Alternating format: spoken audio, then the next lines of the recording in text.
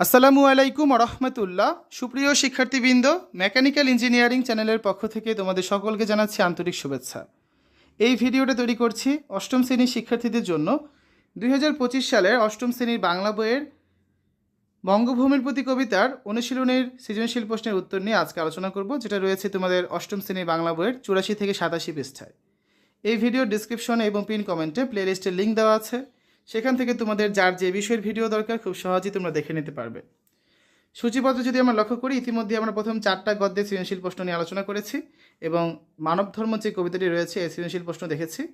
আজকে আমরা দেখব বঙ্গভূমির প্রতি কবিতার সৃজনশীল প্রশ্নের উত্তর। ঠিক আছে, 84 পৃষ্ঠায় কবিতাটি রয়েছে। বঙ্গভূমির প্রতি লিখেছেন মাইকেল মধুসূদন দত্ত। রেখো মা দাসেরে মনে, এ মিনতি করি পদে, সাধিতে মনের স্বাদ, ঘটে যদি পরমাদ, মধুহীন করোনাগো তবে মন কোকোনদে। প্রবাসে দৈবের বসে জীব তারা যদি খসে, এ দেহ আকাশ হতে নাহি খেত তাহে। জন্মিলে মরিতে হবে, অমরকে কথা কবে, চিরস্থির কবে নীর হায়রে জীবন নদে।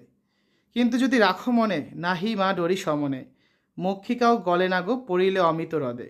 সেই ধন্য নরকুলে লোকে যারে নাহি ভুলে, মনের মন্দিরে সথা সেবে সর্বজন। কিন্তু কোন গুণ আছে যাচিবে যে তব কাছে, হেন অমরতা আমি কহ গো শ্যামা জন্ম দে। তবে যদি দয়া করো, ভুল দোষ কোন ধরো, অমল করিয়া বর দেহদাসী শুভরদে। ফুটি যেন স্মৃতি চলে মানসে মা যথা ফলে, মধুময় তামরস কি বসন্ত কি শরদে। তারপর কবিতাটি শেষে 85 পৃষ্ঠায় কিছু শব্দার্থ এবং টিকা রয়েছে। যে মিনতি মানে হচ্ছে বিনীত প্রার্থনা, পরমাদ প্রমাদ বা ভুল ভ্রান্তি, কোকোনদ মানে হচ্ছে লাল পদ্ম, নীর পানি বা জল, সমন মৃত্যুর দেবতা, মক্ষিকা মানে মাছি, শ্যামা জন্মদে শ্যামল জন্মভূমি অর্থে, বর মানে আশীর্বাদ, মানস মানে মন, তামরস মানে পদ্ম, শরদে অর্থাৎ শরৎকাল বোঝাতে। এই কবিতাটি পাঠের উদ্দেশ্য কি? এই কবিতা পাঠের মাধ্যমে স্বদেশের প্রতি শিক্ষার্থীর মনে শ্রদ্ধা ও বিনয়ভাব জেগে উঠবে। বিদেশের ঐশ্বর্য জৌলুস সত্ত্বেও নিজ দেশের প্রতি মনের গভীর আগ্রহবোধ সৃষ্টি হবে। পাঠ পরিচিতি। মাইকেল মধুসূদন দত্ত রচিত কয়েকটি গীতি কবিতার একটি হচ্ছে বঙ্গভূমির প্রতি। এই কবিতায় স্বদেশের প্রতি কবির শ্রদ্ধা ও একাগ্রতা তীব্রভাবে প্রকাশ পেয়েছে। দেশকে কবি মা হিসেবে কল্পনা করে নিজেকে ভেবেছেন তার সন্তান। প্রবাসী মধুসূদন ভেবেছেন মা যেমন সন্তানের কোনো দোষ মনে রাখেন না, দেশমাতৃকেও তার সব দোষ ক্ষমা করে দেবেন।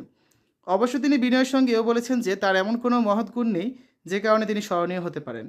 বিনয়ী কবি তাই দেশমাতৃকার কাছে এই বলে প্রণতি জানাচ্ছেন, তিনি যেন দেশমাতৃকার স্মৃতিতে পদ্মফুলের মতো ফুটে থাকেন। কবি পরিচিতি। মাইকেল মধুসূদন দত্ত বাংলা সাহিত্যের অন্যতম প্রধান লেখক। তিনি মহাকাব্য, গীতিকাব্য, সনেট, পত্রকাব্য, নাটক, প্রহসন ইত্যাদি রচনা করে চিরস্মরণীয় হয়ে আছেন। শৈশব থেকে তার মনে কবি হওয়ার তীব্র বাসনা ছিল। তিনি মনে করেছিলেন বিলেত না গেলে কবি হওয়া যাবে না, বিলেতে গেলে সুবিধা হবে। এ আশায় তিনি খ্রিস্ট ধর্ম গ্রহণ করেন। ফলে তার নামের আগে মাইকেল শব্দটি যুক্ত হয়। পরে তিনি সত্য উপলব্ধি করতে পারেন এবং বাংলায় সাহিত্য রচনায় ব্রতী হন। বাংলা, ইংরেজি ছাড়াও তিনি হিব্রু, ফরাসি, জার্মান, ইতালিয়ান, তামিল, তেলেগু ইত্যাদি ভাষায় পারদর্শী ছিলেন। তিনি বাংলা ভাষার প্রথম মহাকাব্য মেঘনাদবধ কাব্য রচনা করেন। তার রচিত প্রহসন হচ্ছে কি, একে কি বলে সভ্যতা, বুড় শালিকের ঘাড়েরও। নাটক রয়েছে শর্মিষ্ঠা, পদ্মাবতী, কৃষ্ণকুমারী, পত্রকাব্য, বীরাঙ্গনা। চতুর্দশপদী কবিতাবলী নামে একটি সনেট সংকলনও তিনি রচনা করেন। তিনি 1824 খ্রিস্টাব্দে যশোরের সাগরদাড়ি গ্রামে জন্মগ্রহণ করেন এবং 1873 খ্রিস্টাব্দে কলকাতায় তিনি মৃত্যুবরণ করেন।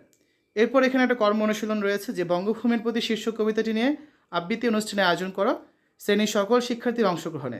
শুদ্ধ উচ্চারণ, উচ্চারণের স্পষ্টতা, শ্রবণযোগ্যতা, বোধগম্যতা, আবেগ অনুভূতির প্রকাশ ইত্যাদি বিবেচনায় রাখতে হবে। তো আমরা তো আবৃত্তি করে শোনালাম কবিতাটা, তোমরা যদি চাও আরেকবার শুনে নিতে পারো। ঠিক আছে, আর ক্লাসে তোমাদের শিক্ষক তো তোমাদের অবশ্যই শোনাবেন কবিতাটা আবার।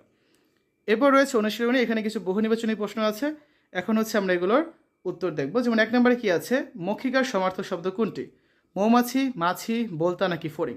এখানে দেখো শব্দার্থের মধ্যেই দেওয়া আছে। মক্ষিকা মানে কি? মক্ষিকা মানে হচ্ছে মাছি। তাহলে সঠিক উত্তর কোনটা হবে? মক্ষিকার সমার্থক শব্দ হচ্ছে কোনটা? মাছি। 2 নম্বর, নরকুলে ধন্যকে ক্ষমতাবান ব্যক্তি, দীর্ঘজীবী মানুষ, যিনি কীর্তিমান নাকি মন্দিরের সেবক? তো এর উত্তর কোনটা হবে? এর সঠিক উত্তর হবে গ নম্বরটা, যিনি কীর্তিমান। ঠিক আছে, তারপরে দেখো নিচের কবিতাংশ পড়ো ও 3 ও 4 নং প্রশ্নের উত্তর দাও। ক নম্বরে কি আছে, ওমা তোমার চরণ দুটি বক্ষে আমার ধরি, আমার এই দেশেতে জন্ম যেন এই দেশেতে মরি। খ নম্বর আছে, বাংলার হাওয়া বাংলার জল, হৃদয়ে আমার করে সুশীতল। 3 নম্বর প্রশ্ন হচ্ছে কবিতাংশে জন্ম বঙ্গভূমির প্রতি কবিতার কোন চরণটির ভাব প্রকাশ পেয়েছে? অমর করিয়া বর দেহদাসী শুভ হ্রদে, রেখমা দাসের মনে এই মিনতি করি পদে, চিরস্থির করি নীর হাইরে জীবন নদে, তবে যদি দয়া করো ভুল দোষ কোন ধরো।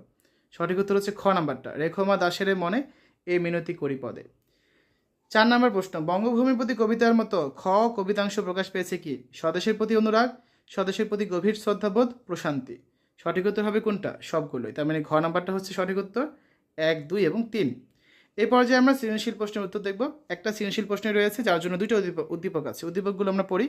1 নম্বরে আছে, আবার আসিব ফিরে ধানসিঁড়িটির তীরে এই বাংলায়, হয়তো মানুষ নয় হয়তো বা শঙ্খচিল শালিকের বেশে, হয়তো ভোরের কাক হয়ে কার্তিকের নবান্নের দেশে, কুয়াশার বুকে ভেসে একদিন আসিব এই কাঁঠাল ছায়ায়। আর 2 নম্বরে আছে, মরিতে চাহি না আমি সুন্দর ভবনে, মানুষের মাঝে মাঝে আমি বাঁচিবারে চাই, এই সূর্য করে এই পুষ্পিত কাননে, হৃদয়ে জীবন্ত হৃদয় মাঝে যদি স্থান পাই। 4টা প্রশ্নের উত্তর এখন আমরা দিব, ঠিক আছে? 87 পৃষ্ঠা সৃজনশীল প্রশ্নের উত্তর। তাহলে 1 নম্বর প্রশ্নে কি আছে? ক নম্বরে, বাংলা ভাষায় রচিত প্রথম মহাকাব্যের নাম কি? বাংলা ভাষায় রচিত প্রথম মহাকাব্যের নাম হচ্ছে মেঘনাদ বধ কাব্য। খ, কবি বর প্রার্থনা করেন কেন? ব্যাখ্যা করো। দেশমাতৃকার স্মৃতিতে জেগে থাকার জন্য কবি বর প্রার্থনা করেন। স্বদেশের প্রতি ভালোবাসা একটি স্বাভাবিক ও চিরন্তন বিষয়। একই ভাবনা থেকে কবি দেশমাতৃকার বন্দনা করেছেন। কবির একান্ত ইচ্ছা স্বদেশ মাতা যেন কবিকে তার হৃদয়ে স্থান দেন। পদ্মফুল যেমন সরোবরে ফুটে থাকে, কবিও তেমনি দেশমাতার স্মৃতিতে ফুটে থাকতে চান। এ কারণে তিনি বর প্রার্থনা করেন।